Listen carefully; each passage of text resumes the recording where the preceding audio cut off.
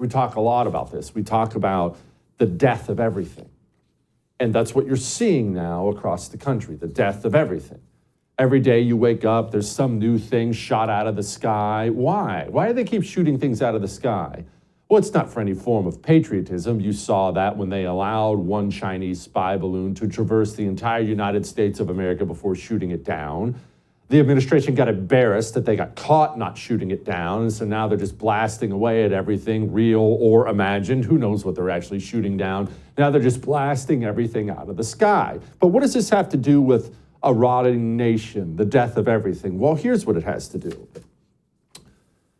You see, when you focus on the wrong thing as a qualification to do anything, you will eventually destroy that profession, that institution. And here, let me use a really stupid example, but I'm stupid, so I do that from time to time.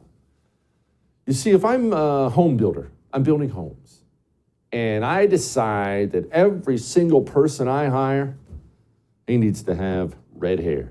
Only gingers at Jesse Kelly's construction company. That's what I decide to hire. And so no matter what, doesn't matter the qualification, years of experience, do you know how to drywall, how are you at pounding nails, none of that matters. I need people with red hair in here, over and over and over again. That's my hiring process. What would my company end up like? What would the quality be of my company? Be garbage, be horrible. Over time, the houses would get worse and worse and worse. Why? Because I'm assigning value to the color of someone's hair, which in and of itself has no value, brings no value to my company. But since I have decided it does have value, I am now filling up Jesse Kelly's ginger construction service with a bunch of redheads who not only sunburn, they don't know how to pound nails. Eventually, homes start crumbling, maybe on people. I was being diverse. I was being very inclusive. But what I was actually doing was killing. And what you have right now at a national level with these anti-humans, what you have is this hyper-focus on diversity everywhere, absolutely everywhere. I want you to watch this clip with Corinne Diversity Hire. And before you make fun of her, which we're obviously going to do, before you make fun of her, I want you to think about something. When you watch Corinne Diversity Hire speak, you laugh and you mock her and you say she's not qualified. And of course, all those things are correct. Keep doing all that. She's not qualified. She was hired because she's a black lesbian, which is a crazy reason to hire a press secretary. So you're looking at somebody not qualified for their job. You know that's going to be surgeons in the very short-term future, right? You know that. It's going to be police officers, pilots of that next commercial airliner. Did you know that these commercial airliners are already putting out articles? Hey, man, we got too many whites. It's getting too white around here. Hey, no more whitey. We only are going to hire black people from now on. That's quite a qualification for flying around 300 people in a metal tube at 30,000 feet, isn't it? The color of someone's skin, the death of everything. Think about that next pilot you have as you watch this Corinne Diversity Hire clip.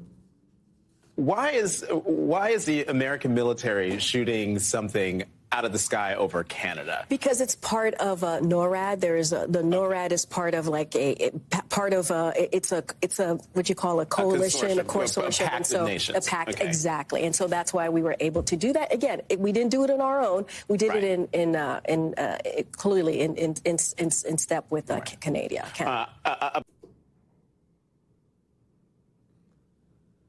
Canada? She can't speak. She doesn't know anything about the issues. She's an idiot.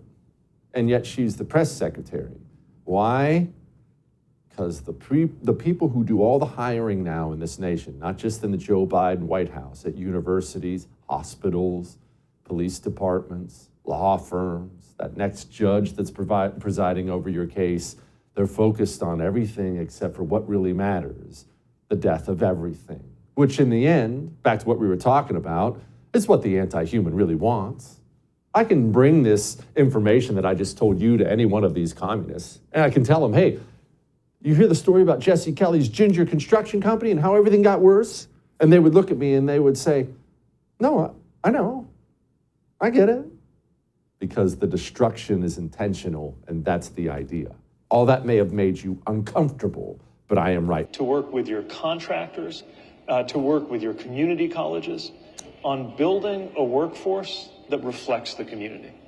We have heard way too many stories from generations past of infrastructure where you got a neighborhood, often a neighborhood of color, that finally sees the project come to them, but everyone in the hard hats on that project looking like, doing the good paying jobs, don't look like they came from anywhere near the neighborhood. Right. You can build community wealth that will help close wealth gaps in this country if we can tear down those barriers. But that happens at the delivery level. Liz, I call diversity the death of everything because that's honestly what it is. From pilots to surgeons to government to construction workers, we focus on, as you pointed out, lifestyle choices and other idiotic things, and it's slowly killing the entire country.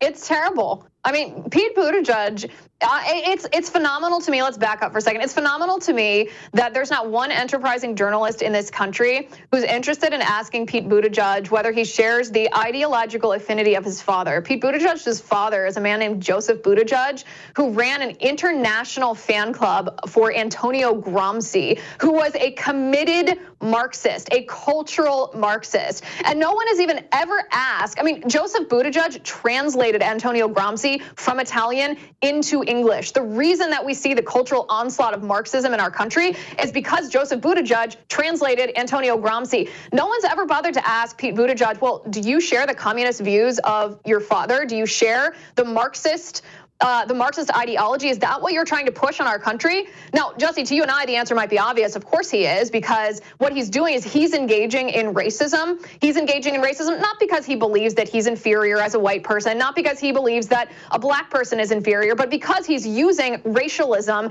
as his cudgel. He's using that as the tool to try to spark Marxist revolution. He's engaging in the same critical race theory stuff, nonsense, garbage that we've seen pollute our entire society. He's a gross human being, really. I don't say that about his soul, but I say that about all his behaviors, all his ideologies, and everything, all of the impact of all of his actions on the American people. He's one of the worst in the Biden administration.